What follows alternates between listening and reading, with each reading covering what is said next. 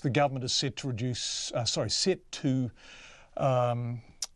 have 10 and 3 yearly targets to reduce child poverty. This, of course, was a big part of the election campaign, reducing child poverty, both National and Labour. Suddenly popping up during those debates, introducing the legislation ticks off the second to last item on the government's 100-day plan.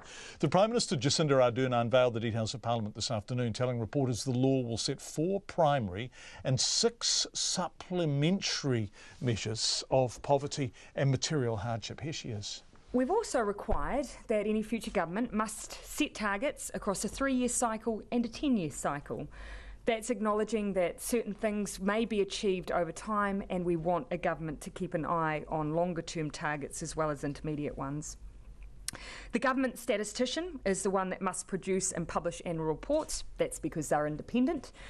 They will do so in liaison with the Chief Executive of the Ministry of Social Development.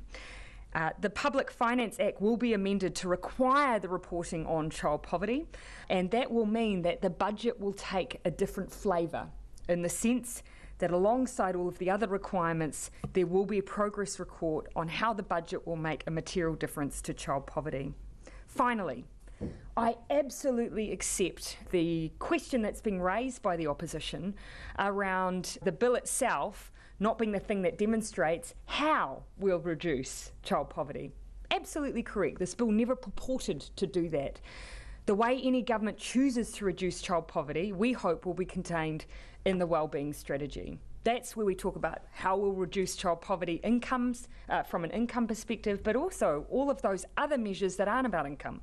What we do to support children in the early years, what we do to support their parents, what we do around their life course generally. And that, again, is required by law. Jacinda Ardern speaking at Parliament earlier.